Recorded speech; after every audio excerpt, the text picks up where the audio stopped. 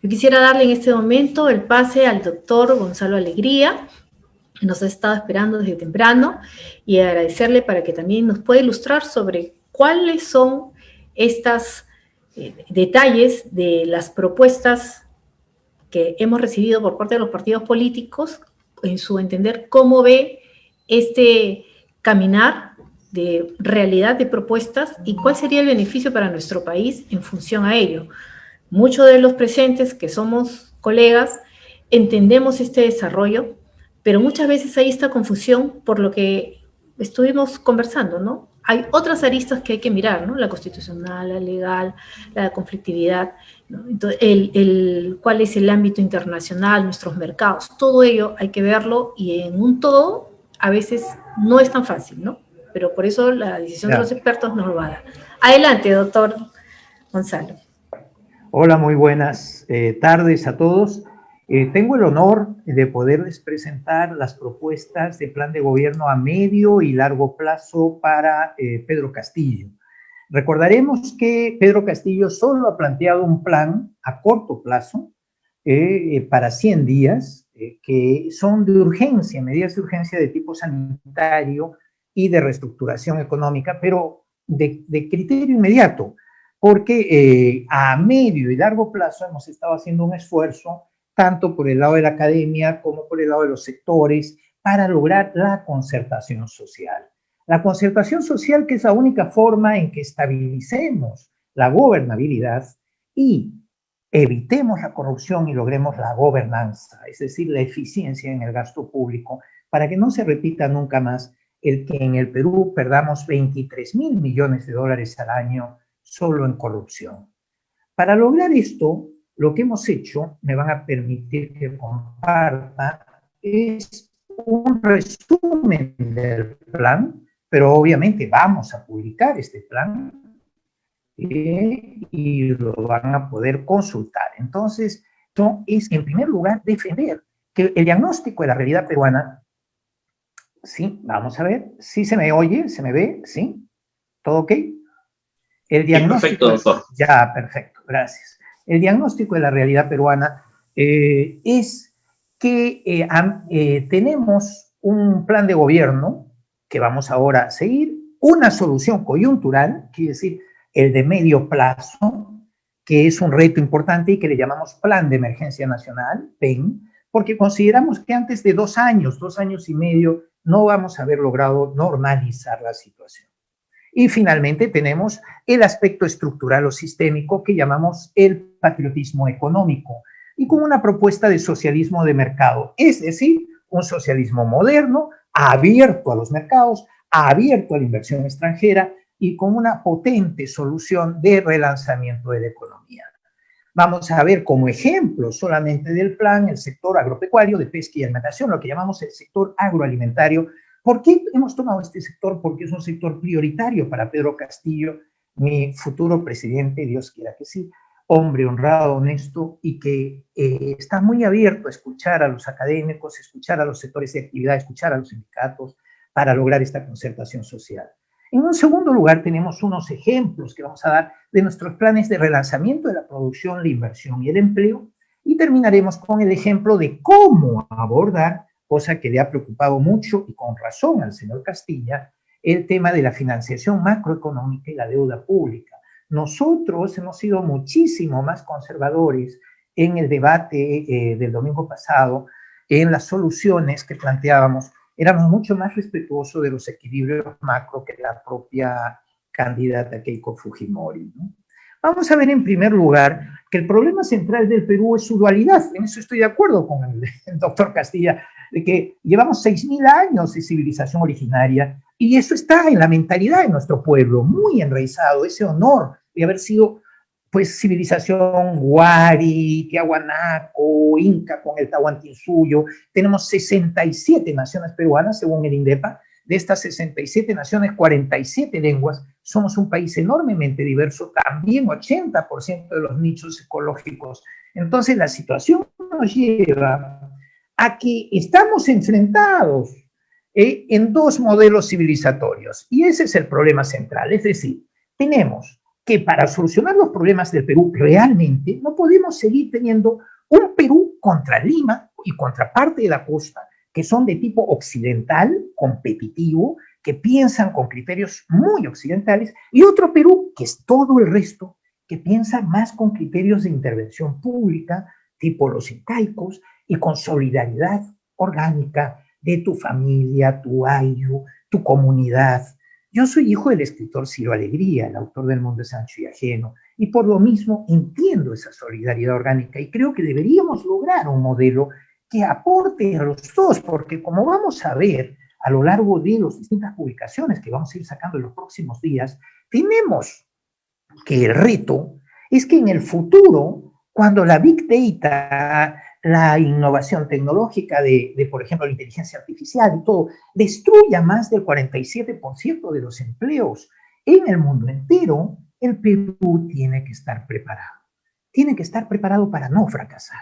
Y realmente las políticas de parchecitos y de te doy tu limosnita para que no te quejes, te doy tu bono para que te quedes como un simple consumidor arrinconado, no son la solución. Es decir, yo no te voy a dar 10,000 soles por cada muerto porque la vida de una persona no tiene precio.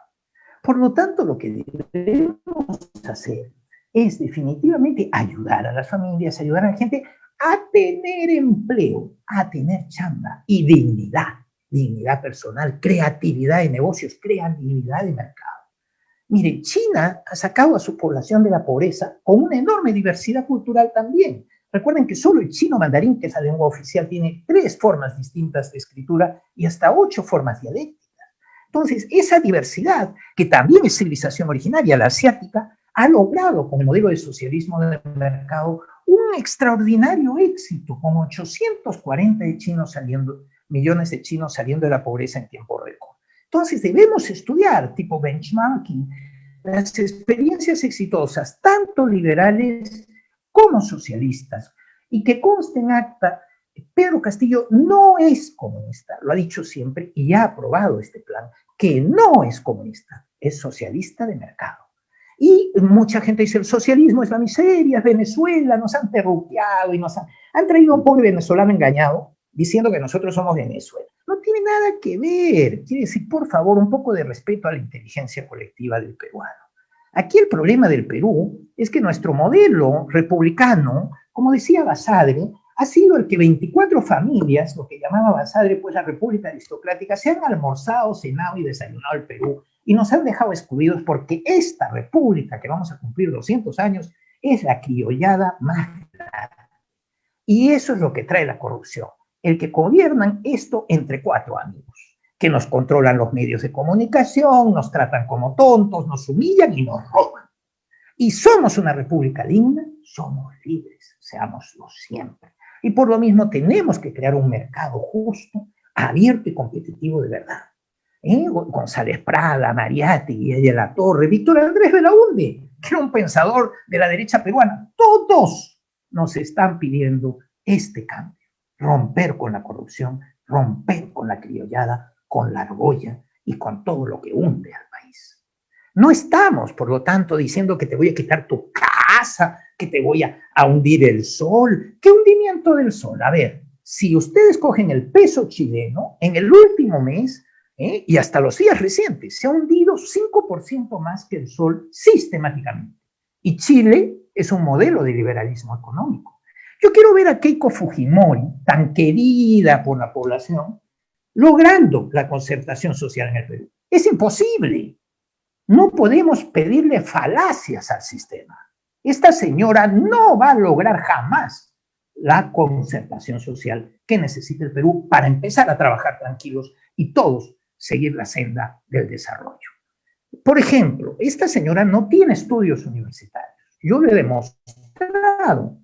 demostrado que no tiene bachillerato en Boston y que no tiene maestría en Estados Unidos. Y no ha sido digna de contestarme. Ella con simplemente entrar por internet puede conseguir un transcript de todas sus notas y sus títulos en 2 días. Y llevamos más de 10 de campaña en donde se gasta una fortuna la señora en que los medios no mencionen que ella nos ha engañado una vez más y por no tiene ni título universitario. Entonces, por favor, yo creo que el país se merece un respeto. Y si voy a contratar a un presidente con mi voto, debe ser un presidente que no me mienta, que me diga con humildad: yo soy bachiller en educación por Lavallejo, yo soy magíster en educación, en psicología por Lavallejo. Muy bien, lo ha pagado con su dinero y es con humildad, pero es auténtico. Lo que queremos crear nosotros ahora es menos alardes de tecnocracia y de cholear a la gente diciendo: como tú eres cholito y no sabes, si eres despreciable, solo puedes votar por mí. No, eso no es democracia. La democracia exige respeto a todos y cada uno de los peruanos. Y menos una señora que miente en sus títulos. Vamos a hacer un claro análisis de que fabricar y exportar en el Perú ha sido un fracaso. Y vamos a compararlo con algunos países que, habiendo tenido hasta más problemas que nosotros, han salido de la miseria rápidamente. ¿Cómo se han organizado países liberales como, por ejemplo, Corea del Sur o Singapur? Aquí vemos una foto de Singapur en la parte superior. Estamos haciendo benchmarking estratégico de países para ver qué modelos son exitosos, que conste que de aquí van a salir ideas fuerza para poderlas aplicar en el plan a medio y a largo plazo. En la parte superior tenemos pues que el PBI y la PEA tienen que ser dos cosas que van de la mano. Todos los países que han triunfado son los que logran patriotismo económico. Es decir, logran que su población participe de la generación de riqueza y no viva de limosnas. Por lo tanto, en el caso de Singapur, por ejemplo, que era 1000 veces peor que el peruano, 1000, porque se tratan de unos islotes frente a Malasia, abandonados a su suerte, en donde hablaban 8 idiomas y todos eran piratas, filibusteros, violadores y criminales, pues Lee Kuan Yew, que gobernó Singapur del 59 al 90, logró que se convirtiera en lo que ven en la parte de abajo, un lugar que es el segundo paraíso fiscal del mundo después de Hong Kong y el primer puerto franco después de Shanghái. Entonces, es un ejemplo de liberalismo exitoso. ¿Y cuál es el secreto? Formar a tu población, que es hoy por hoy Singapur, junto con Finlandia, siempre están ocupando el segundo puesto en la prueba PISA en comprensión lectora y matemática. Han tenido una lengua única, el inglés, que no era propia ni de los chinos, ni del malayo que hablaban los de Malasia, ni del tamil que hablaban los filipinos, etcétera, etcétera. Entonces, hay ejemplos muy claros de países que han hecho esfuerzos. Y así como tenemos el caso de Corea del Sur o de Singapur, en lo liberal tenemos ejemplos muy buenos de patriotismo económico por el lado de China o por el lado de Vietnam. Fíjense cómo China ha logrado salir de la pobreza del 78 al 89. Hay mucha gente ignorante que dice que China ya no es comunista. Sigue siendo. Lamentablemente sigue siendo comunista en su estructura política, tiene partido único, pero ya liberalizó toda su economía y compite en un mercado internacional en unas condiciones extraordinarias que ha hecho que toda la inteligencia de los chinos y toda su capacidad de generación de riqueza lograra pues un éxito económico ineludible. Aquí tenemos a China justamente en 1940 y tantos, y aquí tenemos a China hoy, a la propia ciudad, Shanghái. En la parte de abajo, la capital de Vietnam, Hanoi, como era en el año 45, cuando lo dejan los franceses, la colonia, después viene la guerra más espantosa, y aquí Hanoi en la actualidad. Consta en acta, por ejemplo, el caso de Vietnam. Ellos ahora son operadores en Perú de telecomunicaciones con la marca Vitel, y hace 14 años era un pueblo pobre. Miren cómo se logra salir de la pobreza cuando hay patriotismo económico, es decir, que le das la oportunidad a gente de participar de verdad en los negocios, en el mercado, en la inversión. No estamos pidiendo que le quitemos a las grandes empresas, estamos pidiendo que haya más y mejores empresas en el Perú y que no haya posiciones de dominio, que no haya esta criollada, esta argolla de que me tengo que pasar de tuppers y maletines con $3.600.000 para seguir siendo un banco único, y que toda la banca esté en manos de 2 o 3. Eso es lo que no puede seguir siendo verdad. Entonces, en el caso de Vietnam, tenemos que, fíjense, en el año 92, por ejemplo, su tasa de pobreza era el 58% y ahora en 2013 el 7,6%. O, por ejemplo, como en 2.087 millones de dólares de exportaciones en el 91 se convierten en 167.830 millones de dólares, es decir, 80.4 veces más. 80.4 veces más en un periodo cortísimo. Es decir, ¿dónde hay que firmar para que nosotros recibamos inversiones extranjeras por 310.000 millones de dólares? Esto es el socialismo de mercado. Entonces, cuando me dicen, si usted es socialista, va a ser como Venezuela. Entonces, miren, Venezuela es el país 37º más pobre del mundo. Es una tristeza verlo mal gestionado y lo corrupto que es. Pero resulta que del puesto 1 al 36 de máximo de pobreza, todos son capitalistas y se declaran liberales.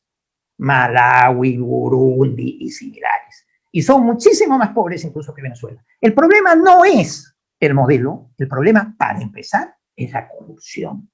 Esa corrupción que hunde a los países, que dicen ser de un modelo u otro, pero que realmente se los están almorzando entre 4 amigos. El problema peruano es que tenemos ese modelo de crecimiento que tenemos que solucionar. Porque realmente, si bien hemos tenido tasas expansivas a razón de 6,8 anual, en los mejores momentos, 0,6, ahora que se desinflaba, lo cierto es que no es pues el milagro económico peruano tan sólido como nos venden. Es decir, recuerden que para generar empleo neto necesitamos que la tasa de crecimiento sea superior a 3. Y por cada punto que estemos aumentando, tendremos empleo neto para los jóvenes, etcétera. Pero solo la cohorte de jóvenes nos exige 300.000 empleos nuevos al año. Entonces, no me cuente usted que con esas tasas de crecimiento el Perú sale adelante, porque no es verdad. Necesitamos un shock inversor, necesitamos una industria sólida, necesitamos hacer patria. Y para eso le vamos a pedir su apoyo hasta los que han venido abusando del Perú. Con Perú Libre y con Pedro Castillo vamos a hacer un gobierno de concertación hasta con las grandes empresas para que cambien el chip, cambien de mentalidad y sean patriotas. ¿Cómo lo vamos a hacer? ¿De qué forma vamos a trabajar?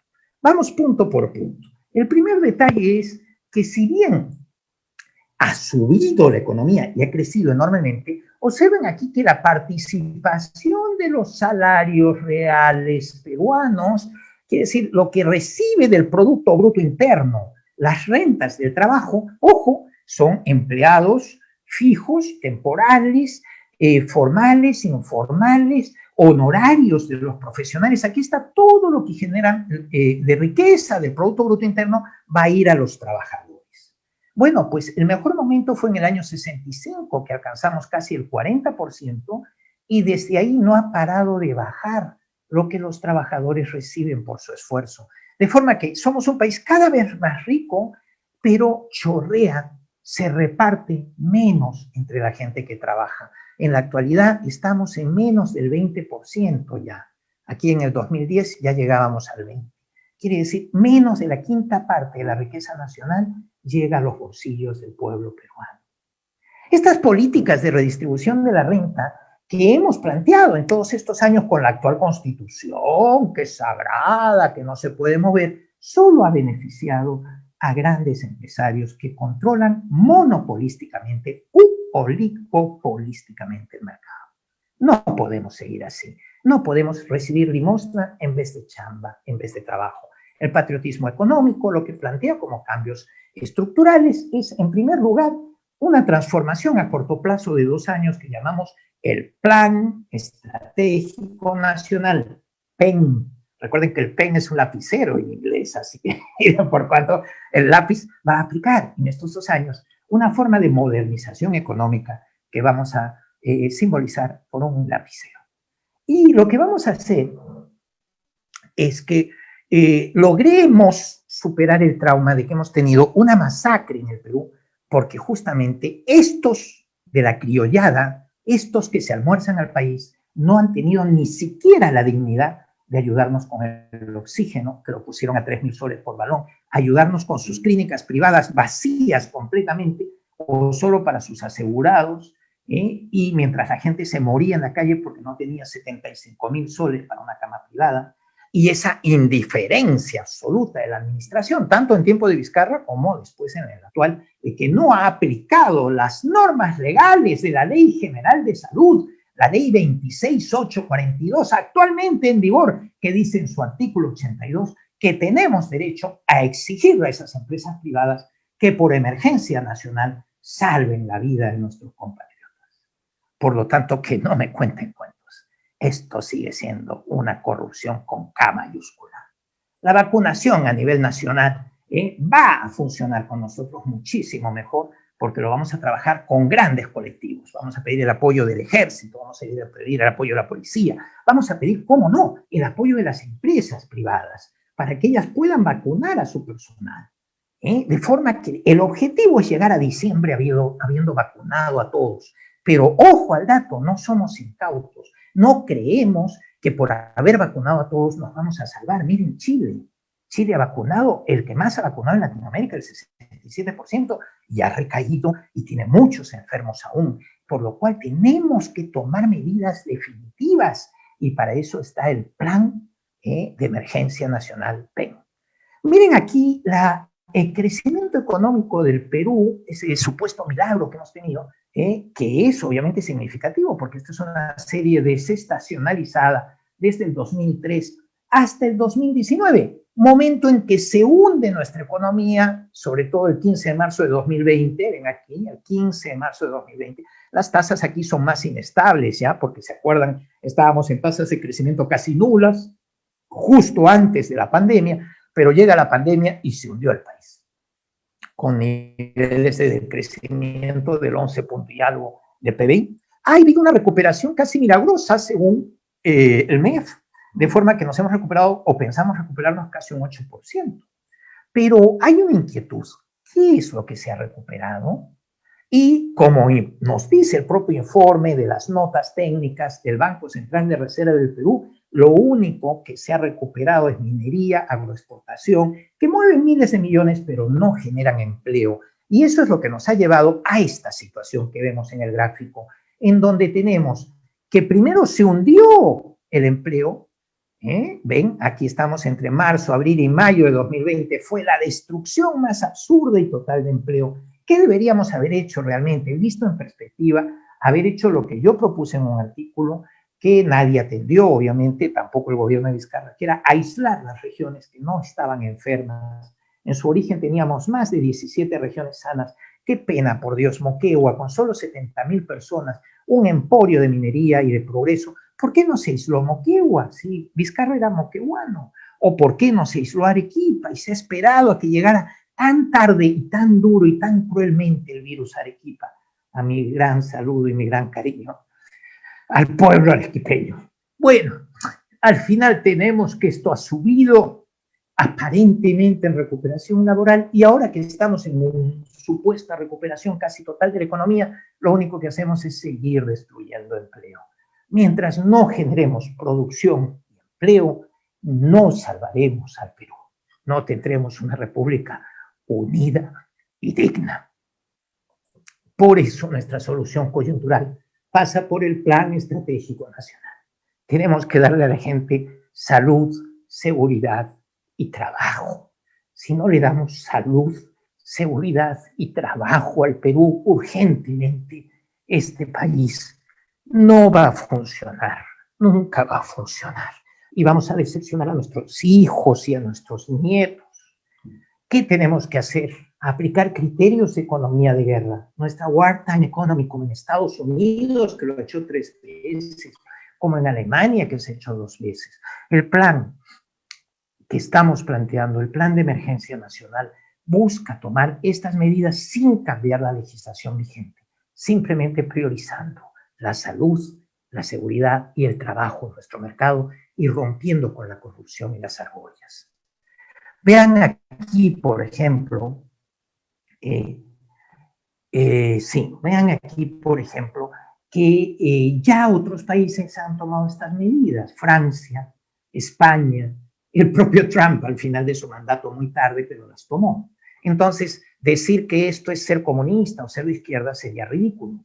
Miren acá cómo lo que tenemos que recuperar es la confianza en el sistema, que haya gobernabilidad, que el que robe sea castigado, que el que es honesto y trabaje sea premiado, que haya gobernanza quiere decir eficacia en la calidad del gasto público. Por favor, ni un sol más desperdiciado.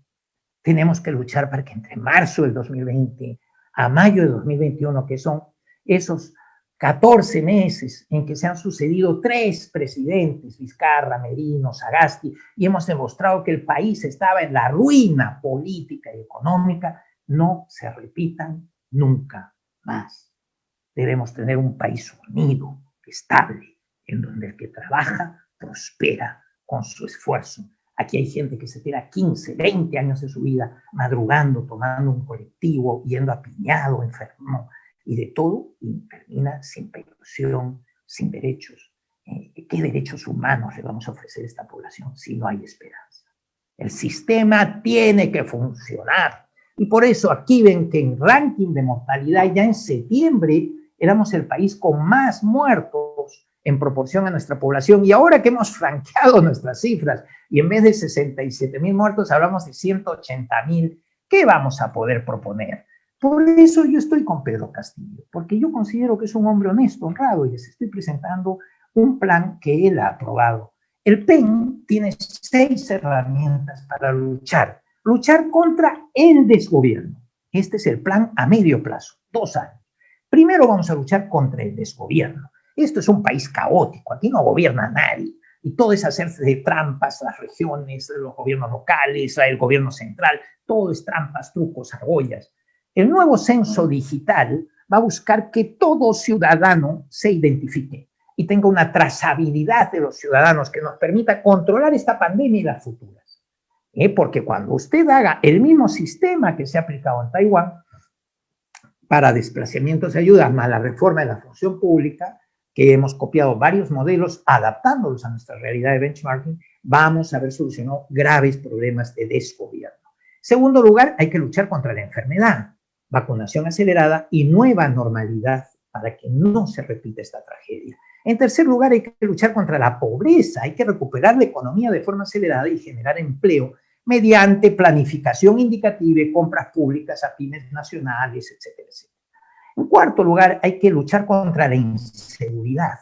Hay que hacer una movilización total militar y policial. No puede ser, qué payasada, que en esta época de emergencia y de estado de emergencia están robando por las noches en las casas, como va a ser si hay toque de queda. Entonces, ¿qué pasa? Ni eso funciona en el Perú. Hay que luchar por la seguridad ciudadana, porque un país que no es seguro no es digno de inversión. La ignorancia. Debemos hacer una reforma educativa que favorezca tanto los valores patrióticos, los valores de dignidad humana, como, ojo, la empleabilidad. El que saquemos gente que pueda trabajar porque ha estudiado esa secundaria técnica tan necesaria. Y finalmente vamos a hacer planes de lucha contra la corrupción efectivos. Veámoslo. En estos 2 primeros años, lo primero que vamos a hacer, yo les dejo las diapositivas y les voy a dejar el plan mismo para que lo puedan observar. Vamos a hacer a medio plazo el que todo peruano mayor de edad sea censado y se le dote de un DNI con firma digital, cuenta bancaria nominal en el Banco de la Nación y un celular con GPS activo.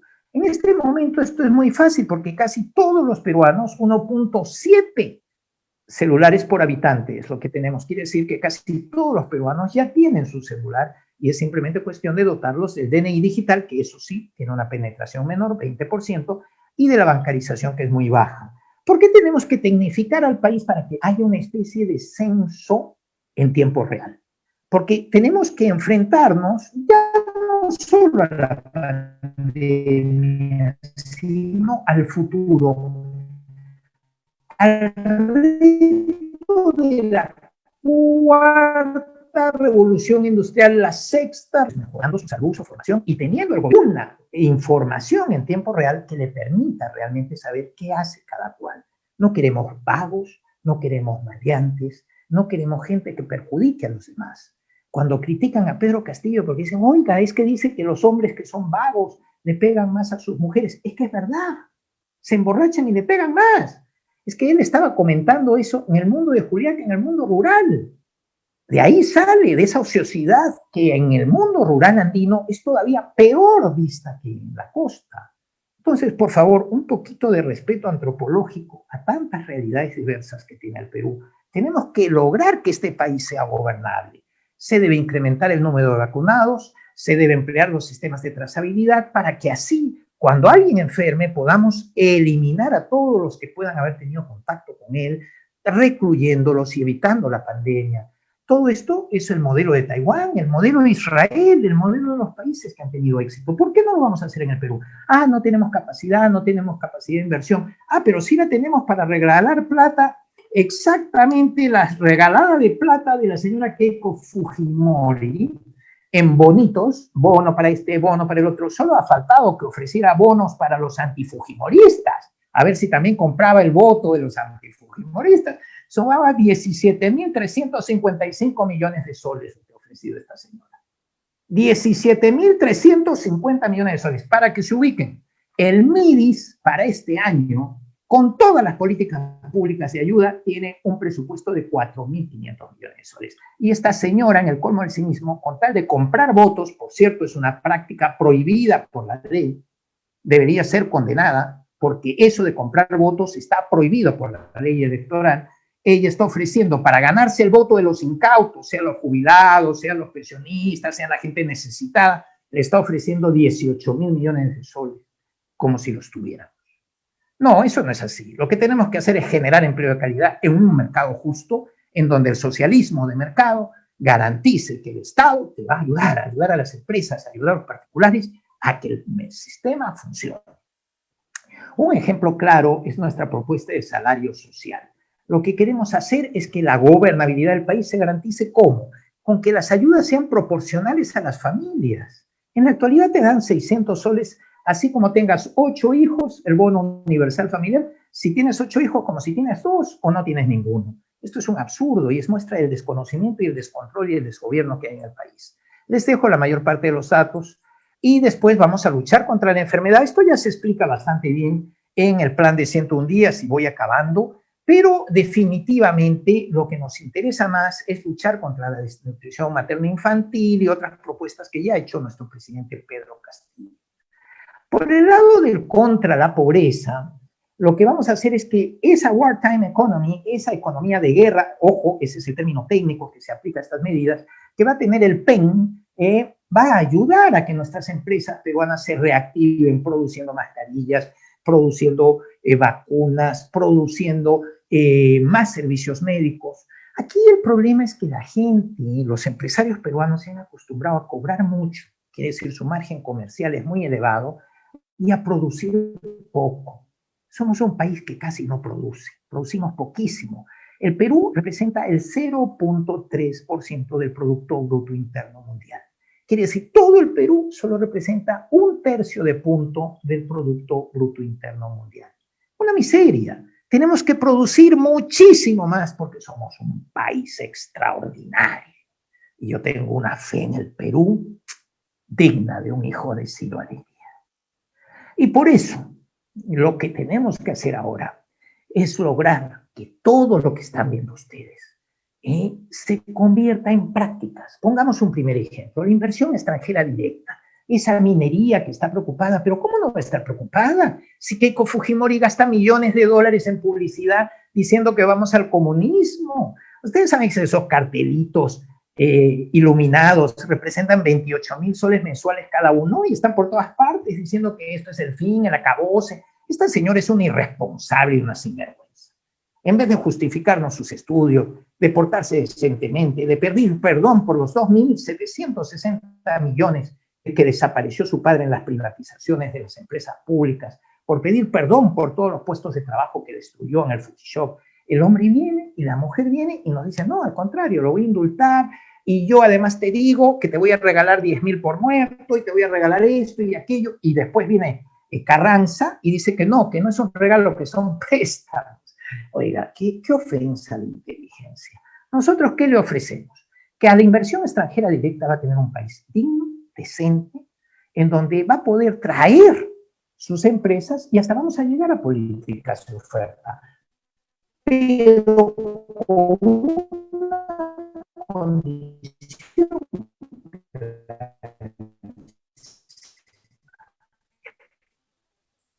el 80% de todos los puestos de las empresas comercial, pasando por todos, hasta el guachimán de la puerta, tienen que ser peruanos. Y como les vamos a exigir que generen riqueza, no es ver pasear la riqueza y que se vaya el país, no, es patriotismo económico, queremos participar, queremos generar valor. Expertise, como Corea del Sur, con sus chabols, como China, con sus empresas, o Vietnam. Tenemos que aprender los negocios, ser socios de los inversores extranjeros. Y también, cómo no, tenemos que participar del capital de esas empresas en un 20%, con empresas peruanas privadas y públicas. Esa es la propuesta. No es perseguir a nadie, no es robarle a nadie, no es privarle a nadie. Al contrario, vamos a participar en el negocio, los peruanos, por el socialismo de mercado. Se favorecerá también la formalización de todos los negocios en territorio peruano, títulos de propiedad y ayudas, como no, a las pymes, que las vamos a ver más adelante. Contra la inseguridad tenemos ahí un montón de propuestas y como se nos corta el tiempo, solo decirles, la Policía Nacional es un cuerpo que debemos pagar mejor y que hemos formado para el delito mayor, para los delitos de alto riesgo, hay personas que disparan, que tienen rehenes, y debemos tener una policía local. Esa policía local es la que debe dirigir el tráfico, esa policía local es la que debe poner las multas o pasearse por las calles para el delito menor. Como Don Gato, el policía de Don Gato, Matuti, que los conocía a todos. Nos hace falta que el serenazgo sea una policía local. Y vamos a hacer lo posible para reconvertir esa enorme fortuna que se gastan las municipalidades y gobiernos locales para lograr, de forma concertada y a través del Congreso, sacar una ley de policía local que permita duplicar el número de agentes en todo el Perú sin grandes gastos de inversión, poniendo en valor el serenazgo. Por otro lado, la Policía Nacional la tenemos que pagar bien, la tenemos que dotar, la tenemos que moralizar para que no haya corrupción. Y finalmente el Ejército nos tiene que ayudar a cuidar las fronteras. Tenemos que cerrar esas fronteras, tenemos que proteger los aeropuertos, los puertos, las embajadas. Para eso va a estar el Ejército, que nos va a ayudar a vigilar los edificios oficiales, el cumplimiento del toque de queda, etc. El país está en emergencia y necesitamos medidas decisivas para acabar con este caos. Tenemos que recuperar la confianza. Por otro lado, queremos luchar contra la ignorancia y para eso hemos hecho una reforma educativa. Vamos a seguir confiando al SUNEDU la calidad de la educación, solo que lo vamos a ampliar de forma que también los institutos tengan criterios de calidad y también la educación primaria y secundaria. El joven debe tener apoyo, debe haber esas tablets que ya están presupuestadas, ya están gastadas, pero nunca llegan a nadie. Vamos a ver qué ha pasado con tantas cosas raras.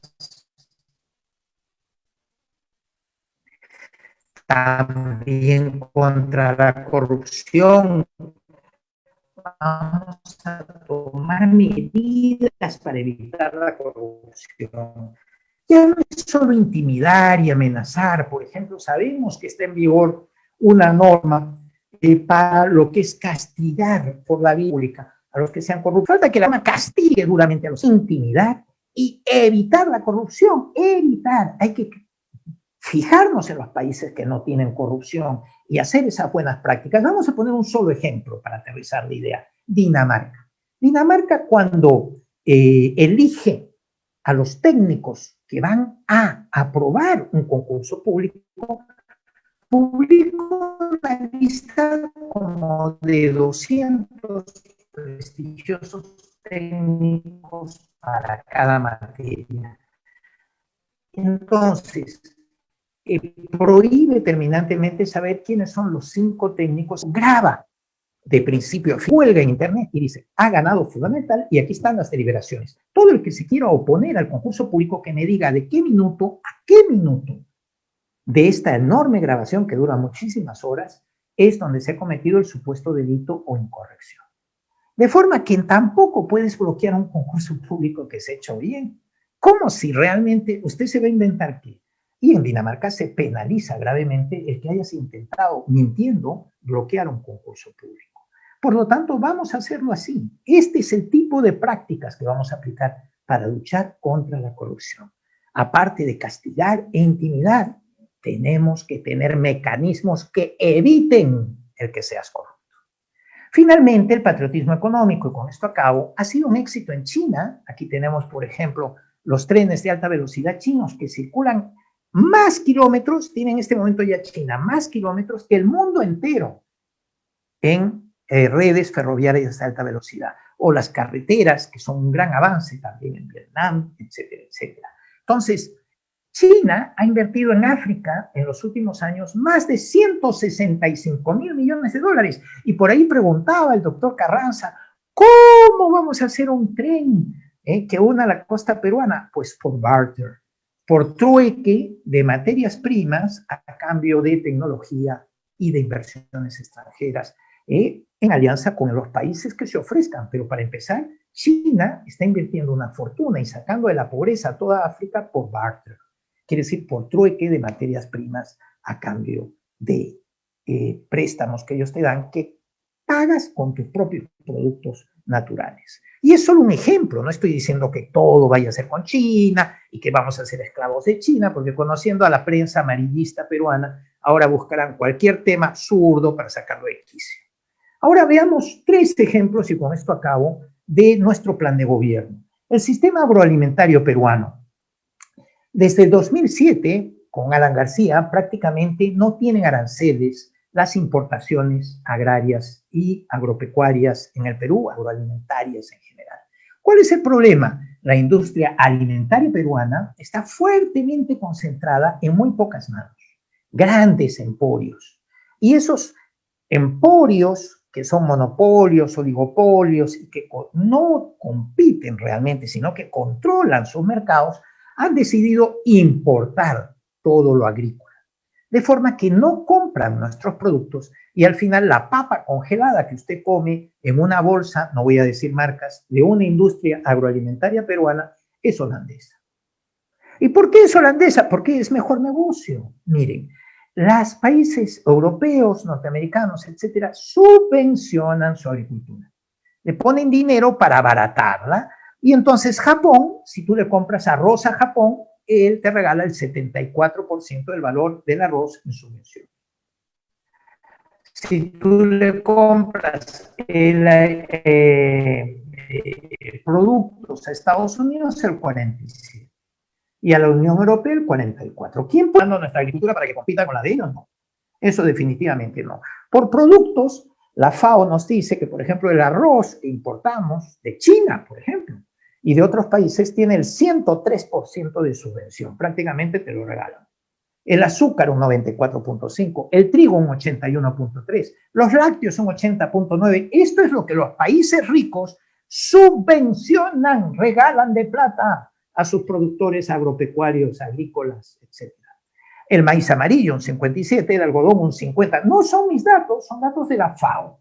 Los datos de arriba, estos que les decía, de la OCDE.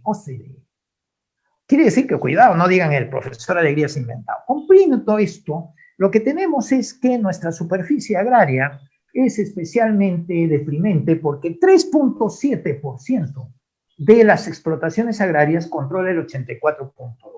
Aquí están los neolatifundios, que son muy grandes, pero también las comunidades andinas y selváticas agrarias grandes. Y después el resto son minifundios que no tienen ningún tipo de viabilidad.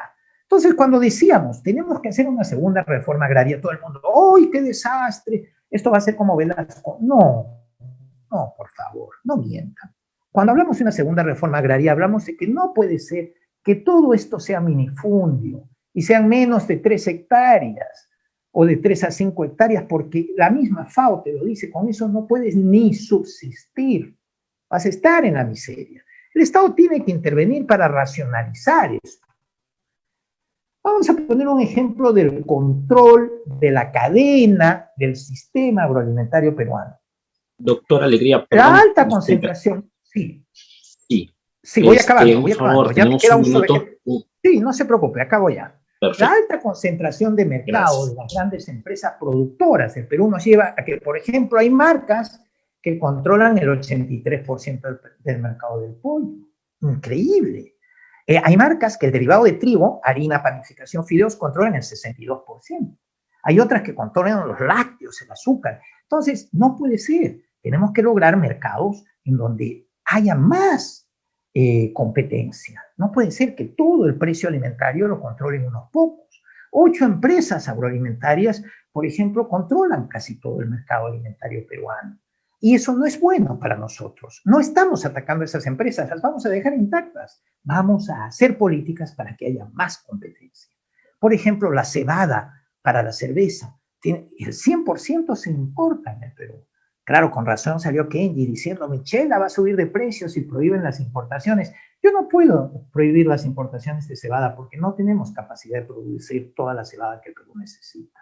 Contamos con importantes empresas de agroexportación peruanas a las que le agradecemos enormemente, que sean extranjeras o nacionales, han logrado un verdadero récord exportador, 7.550 millones en exportaciones de productos no tradicionales de nuestro agro, como puede ser pues, el auge del arándano, por ejemplo, la palta, tantos productos que estamos exportando con éxito. Entonces, solo decirles, con nuestras políticas de incremento de la competencia, esa sobrecosto que genera la posición dominante bajaría sin necesidad de ninguna medida traumática. Por ejemplo, el pollo debería bajar un 17%, de los 9 soles actuales a 7 soles 50. El pan debería bajar un 14%, de 6,60 soles a 5,60 el kilo. La leche debería bajar un 16%, y las latas, en vez de 3,30 o 3,40, estar a 2,20, y así sucesivamente. Concluyo diciéndoles, otro ejemplo de políticas de producción, inversión y empleo es favorecer la inversión pública destrabando proyectos, y para eso tenemos en el plan 200 ítems, 50 nacionales, 150 regionales, en donde ustedes podrán ver, por ejemplo, estos son ítems del Estado, proyectos ya identificados con su importe y la situación en que se encuentran, si formulación, si ejecución, etcétera, para destrabar los problemas que hemos detectado a partir de la base de datos de la base de proyectos del MEF y lograr que se agilicen las inversiones. También concluyo diciéndoles, hay un plan de reactivación nacional para creación de empresas, empleo, RENACE, que busca proponer que, aparte del salario social para mantener el consumo, debemos generar empleo, empleo de calidad, empleo útil, empleo productivo, y para eso vamos a trabajar en la ayuda de una ley antimonopolios real, que acabe con todas estas argollas, una ley de anticorrupción real, que acabe con todas estas malas prácticas, un mercado abierto y competitivo con apoyos públicos del socialismo de mercado, una subvención pública al 100% de cuota empresarial a la seguridad social en los contratos formales nuevos, también una suspensión por un año, siempre, de AFPs y UNPs cuando sean jóvenes, los que se contratan durante un año como empleo nuevo. También programas de inversión extranjera directa pendientes, etc. Concluyo diciéndoles, respecto a la financiación macroeconómica y la deuda pública, comentaba con mucha autoridad Castilla hace unos minutos, que es una preocupación que Moody's ya nos ha rebajado de categoría, estamos en A3, y es un poquito negativo, no, casi es un arañazo por ahora. Nos debe preocupar el ser un país equilibrado en nuestras cuentas generales, en nuestra macroeconomía. Por eso nuestra propuesta es solo alcanzar el 42% de endeudamiento. Actualmente teníamos un tope del 30, ya alcanzaba el 35, llegaba al 37. Vamos a hacer proyectos de inversión como por ejemplo el de la isla San Lorenzo, con un macropuerto, etcétera. Ya los chinos están invirtiendo en muchos puertos en el Perú y también estamos abiertos a la inversión europea. Por ejemplo, es Francia la que está asesorando la nueva carretera central que saldría de Huaycán y llegaría a Huancayo en tiempo récord. Pero realmente necesitamos que eso se hagan muchas de estas obras por alianza público-privada, obras por impuestos, etcétera. No estamos para luchar contra la iniciativa privada, estamos para reforzarla. Muchas gracias a todos.